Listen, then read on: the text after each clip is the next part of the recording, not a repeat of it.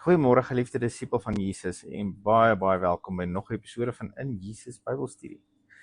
Ons is besig met ons reeks oor jou identiteit in Christus en hierdie is episode 20 in hierdie reeks. Kom ons bid net saam. Here, dankie vir u woord en dat ons vandag u woord in ons hande kan vashou. U lewende woord, die onverganklike saad, moet die absolute potensiaal om ons lewens vir ewig te verander. Dankie dat ons vanoggend ontvanklik kan wees en dat u saad op goeie grond sal val. Dankie Here vir al die potensiaal wat opgesluit is in u woord. Help ons dat ons u woord die absolute finale autoriteit in ons lewens sal maak. Dat niks vir ons belangriker en groter krag sal dra as u woord nie. Dis my gebed in Jesus naam. Amen. Nou ons het vir 'n lang periode net fondasie gelê. Om te verstaan dat ons bestaan uit 3 dele, naamlik 'n gees, siel en 'n liggaam, en dat met die sondeval ons geesmens gesterf het, verwyderd en geskei geraak het van God, en hoe Jesus dit weer vir ons geesmens moontlik gemaak het om een te wees met God se gees. Ons het lank gekonsentreer daarop hoe belangrik dit is om bereid te wees om anders te begin dink, om ons gedagtes te herbedraad as dit ware, na die waarheid van God se woord en van die nuwe natuur en karakter van ons nuwe gees. En gister het ons begin kyk, en ons gaan vir die res van die week hierby stil staan, dat ons wedergebore gees 'n totale nuwe skepsel is, 'n nuwe spesie, en dat daardie spesie, as ek dit so mag noem, is nou 'n volwaardige seun van God. En onthou, om 'n seun van God te wees, het niks met geslag te doen nie, maar alles met identiteit. Maar ek wil vandag bietjie dieper delf in hoe ons kan seker wees dat ons seuns van God is. Hoe kan ons seker wees dat ons gees wedergebore is?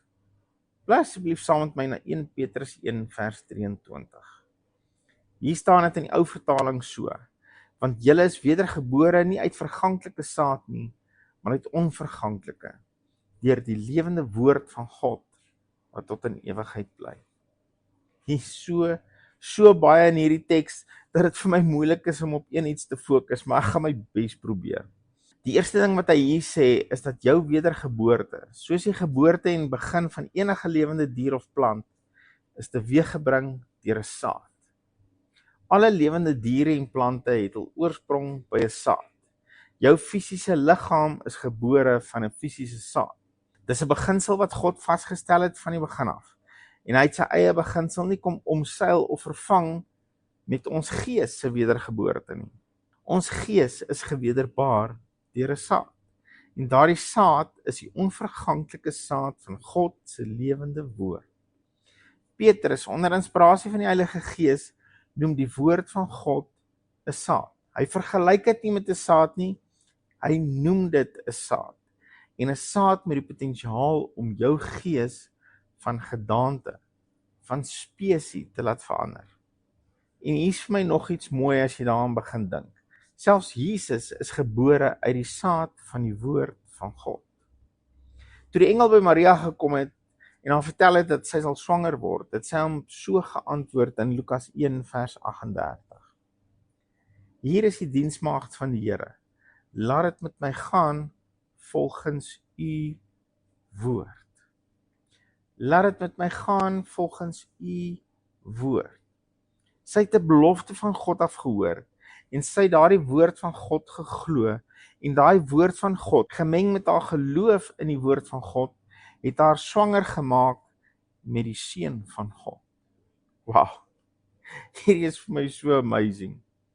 Net so kan ek en jy vandag seuns van God genoem word, want ons het ook 'n belofte gehoor, 'n woord van God.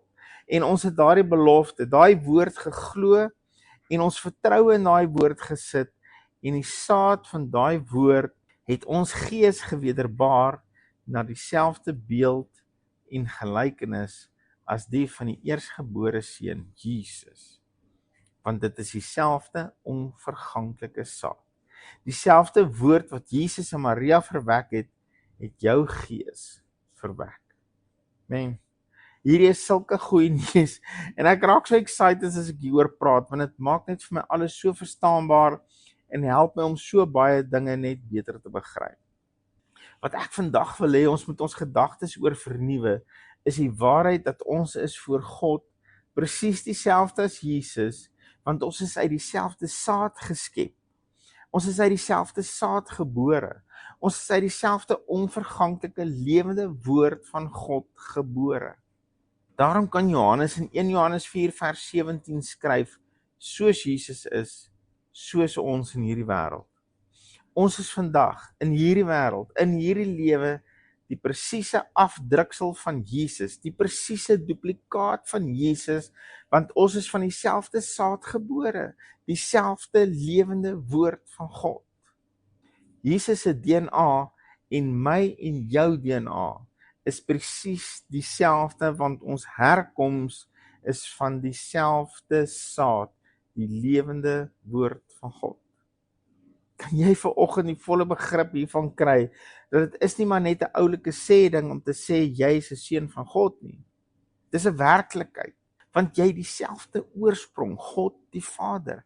Hy was Jesus se Vader en hy is ook ons Vader, want ons kom van sy saad af. Maar ek gaan 'n bietjie meer hieroor in ons volgende boodskap môre gesels. Kry net vandag jou gedagtes rondom hierdie. Ek is van dieselfde saad gebore as Jesus. Daarom is ek dieselfde seun as wat Jesus was. Seun van God. So. Here, wat 'n amazing gedagte. Wat 'n moeilike ding vir ons peanut brein om te begryp, maar ek bid dat u woord en dat u Heilige Gees ons sal help om hierdie te begryp, dat ons is van dieselfde DNA, ons is van dieselfde saad, ons is van dieselfde oorsprong as Jesus. Daarom is ons 'n nuwe spesies, want ons is seuns van God. Help ons, Here, om die volle begrip hiervan te verstaan. Help ons om hierdie net somme af te maak as dit kan nie wees nie, maar dat ons hieroor sal mediteer, en dat u Gees vir ons sal openbaar wat hierdie in die werklikheid beteken. Here, hierdie krag om ons lewens te verander.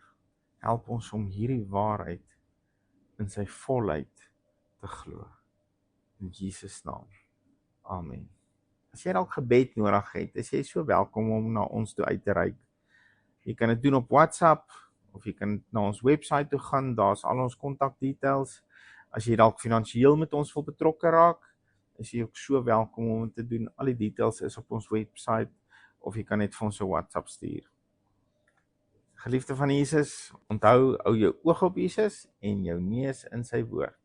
Shalom.